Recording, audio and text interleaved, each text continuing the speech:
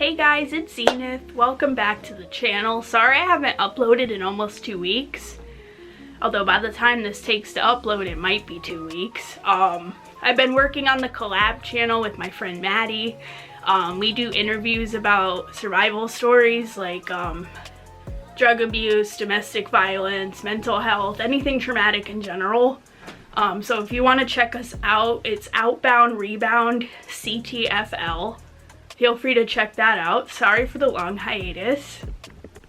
So this video is going to be a little different. I recently had a job where I was basically cut for dress code even though they did not inform me of the dress code. So if you want to know what I mean by dress code, it's my metal mouth. All this, right? So if you ever see like a company on Indeed that says they sell Verizon, but it's not Verizon underneath, they're not Verizon. If you want to know the company, they were called Cellular Sales. That was the name. I only found out that they weren't Verizon after they hired me. And that should have been the first red flag. So I had all these in-depth interviews. I had like 2 interviews where like one was really long and over an hour and it was like all these questions. And you know, it's like basic interview questions, but they ask them 9 types of ways, or oh, how would you handle a difficult customer? How would you do this? How would you do that? So like first interview, that was really long. And I really should have in my head been like, Verizon's interviewed me before. They've never done Zoom interviews, like ever. But I digressed. I'm like, maybe they're being modern. So then the second interview was just the DM talks to you for like 5 to 10 minutes and then you find out you get the job basically. Now, I priorly had worked for an outside marketing firm where I was doing direct sales where they kind of didn't give like accurate information to what their job was. This is another one of those stories. So anyway, I get hired. I have an orientation date in like 4 days and I was uber excited. And then we had this 6 to 8 hour orientation on the computer where you had to be on a webcam the entire time. And if you have ADHD like me, that's really fucking difficult. I'd rather be in a store training. So then I find out in the interview that they're a company that mediates Verizon sales and they're not Verizon. And I probably should have at that point dipped out because I've interviewed for Verizon before. So they basically, you know, go through the stuff of the company, the Verizon stuff. So for a good chunk of the interview, me and these 6 other people think we're working for Verizon, and that's when they finally disclose that they're this company that Verizon pays to sell their phones and they outsource the labor, so they no longer have like Verizon reps unless it's a corporate store or something like that. And in my head, I really at that time should have just been like, this ain't it, bitch. This ain't it. But I hung with it because, you know, I was supposed to get paid or whatever. You know, I filled out direct deposit and everything. So then they went through like basic dress code. And it was basically like business casual or business clothes. They said no unnatural hair color. So meaning like no blue, no purple, nothing like that. And then it said something about piercings being at the discretion of the company. Now, the lady knew all our names, knew what we looked like. You had to upload your license and everything. Do you see all this? Sorry, I spat. That was gross. No one said in the interview or after to me politely or quietly, hey, this might be against our policy.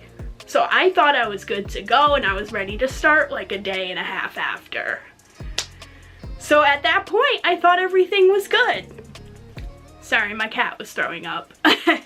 So I get ready for like day 1 and day 2, and it's mostly like computer modules. You go in and right before open, you which I didn't understand why this guy was not waiting for me, that I literally had to go up to the place where it was in Waterbury Mall and like bang on the door until somebody came out.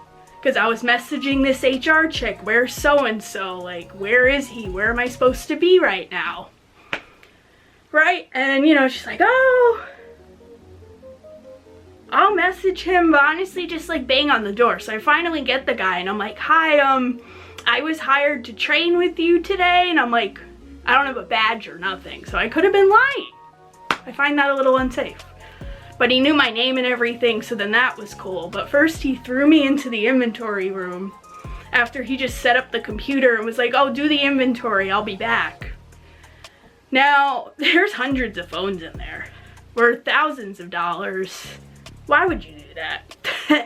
Good thing I'm a trustworthy person. But anyway, I did it, and I missed a couple phones, so that wasn't a problem because I never did their inventory before. Like when I worked for Target Mobile, you used a device that was Android and you just pressed 2 buttons. So that's what I was used to.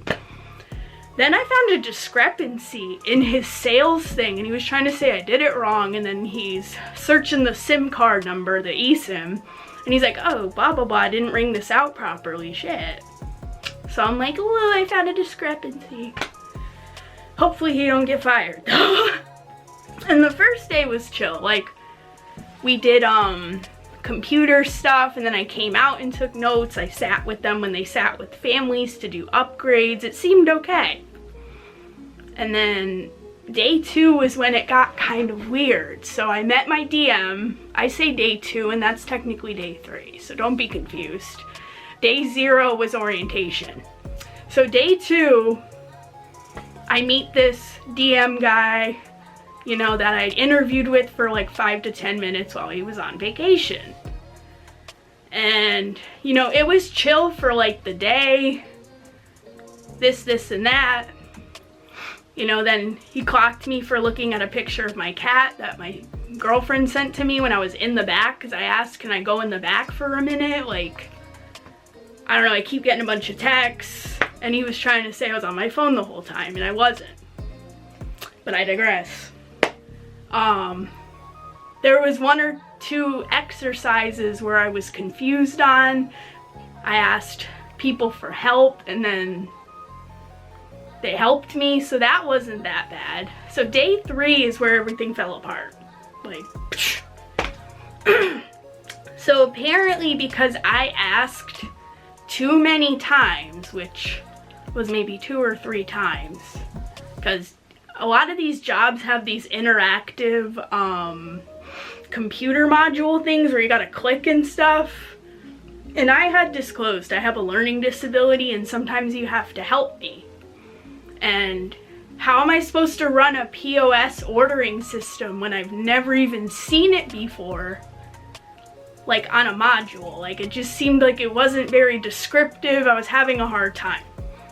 So then the DM basically said, hey, you've asked for help too many times. How are you going to do anything more difficult if you can't get the basics? And I'm like, well, if I can't get the basics, how am I supposed to get anything difficult? And on my first day, I literally did inventory by myself and was talking to customers, cleaning. I was like doing all the right things. I was helping with inventory and check-in. And you're telling me, like, basically calling me stupid, right? So that was not okay.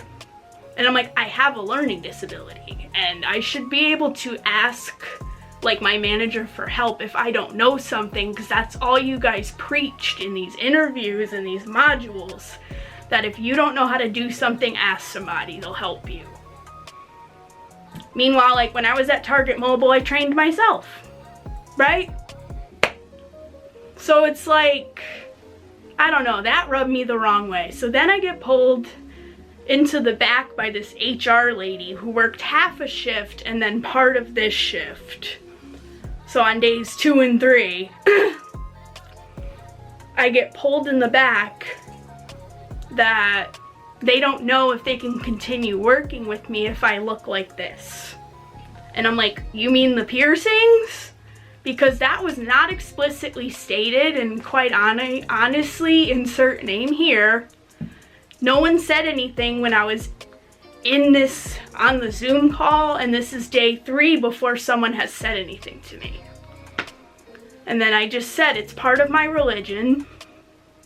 I'm spiritual, and a lot of my piercings are in like chakra points in the face. It's like a spiritual protection thing, but I'm also emo, right? So, you know, I didn't think we'd need a religious exempt form, but if we have to do it, we have to do it. And then she's like, well, I would have to follow up with management, and I don't know, and this, and that. So she basically was trying to send me home and said, we don't know if we're gonna continue working with you. So I started crying. And that's when her and the other manager came back and said I was too loud and disrupting customers and making customers worry. And I was like, well, I don't know if I want to continue working with this company because you guys literally pretended to be Verizon, you know, and then you gave out the incorrect pay information that I had to go and find the district manager's email myself to be like, hey, what's going on with this? Because this is shisty as hell. And then I said, and then your DM over there got upset. I asked for help more than 3 times. And she's like, well, I could have helped you. And I'm like, you weren't here for 4 hours. Second of all, why are you discriminating against someone? I told y'all I have a learning disability. I told y'all I'm autistic and have ADHD. I need help. I need hands-on help or a hands-on training approach. And we all talked about it like it was cool. Sorry, I moved the tripod. So because I was crying, they kicked me out and told me to decide if I wanted to continue working with them, and I basically left crying like right before Christmas. So I get home and everything's on Zoom, and that's how they communicate. And we had all these tech problems on the day of onboarding that no one seemed to know how to fix either. So like I should have known then that that was the problem too, that I literally had to tell the IT guy what to do to get my work email to work. So then I'm home talking to my girl and my dude, and they're like, honestly, this sounds like someone you shouldn't work for. And I'm like, yeah. So I decide to quit via the Zoom chat on the phone, and that was the end of that. Don't work for cellular sales, Verizon. They're not Verizon. So that's the basic part of the story, but I felt lied to, felt cheated and everything, because I even told this lady who was in charge of HR, I've interviewed for Verizon before. They don't care about piercings and tattoos and hair color. My friend had blue hair and a septum ring and all this other jewelry in her face when she worked at the one in New Haven. So that is not reflected on Verizon like you're saying it is. You're saying it's Verizon, it's your company that has a problem with me. And she didn't like that. You don't have to like it, but it's true. Because I've interviewed for the actual company multiple times where like, I asked if it was a problem if I had piercings in my face, and they said no. So be careful what you look for on Indeed. It's probably best to just Google things, or if the company says apply on website in Indeed. Like these firms on Indeed, like all these fake marketing companies or like suspicious marketing companies, you don't know who's a real company. So be careful with Indeed. I mean, like I got an interview that I went to today on it, but it was the actual company, and I made sure because I got a call from the company phone that was the actual business and not some random cell phone number. Be careful. Don't be like me. I remember I posted about it on TikTok, and all these like septum theory trollers are like, oh, so you don't want to do a job because you can't look like your RAR XD and all this other shit, when that's really not even the issue. And my view on piercings is honestly that It's a person's aesthetic. It's what they look like. It's very adjacent to racism. I would say it's more classism, but it's not okay. It is 2026 and you are worried about, you know, stuff like this when there's people doing bad things and illegal things or murdering people or wishing death on people, and you're worried about what someone's stylistic choice is. When most policies for employee handbooks do not say cannot have piercings. Like the one I interviewed today, he says it's not in the policy handbook, but I'm gonna make sure before I call you on Monday, so that way we have a transparent view. I just haven't interviewed someone with so many piercings before. And I'm like, honestly, thank you. I'm like, I worked at a job where they waited 3-4 days in and they said they didn't know if they could continue working with me. And he was just flabbergasted. So be careful who you apply for. Look for direct websites. Indeed is trash. Be very careful with Indeed because it's very iffy. I would use any other website besides them after all this. It's just I happened to get an interview on it today. But, well, actually two, because I have one coming up. But be careful because some of these companies are arguably not real, or they're like a random vendor of a company and they don't want to disclose that because they want you to apply. So be careful, friends. Don't be like me. Don't be fucking stupid. If you see any red flags in an orientation or just even how they interview you, don't take the job. Don't be like me. Just another one to add to the trauma belt. I told my therapist about it and she's like, you can't get a break. And I'm like, nope.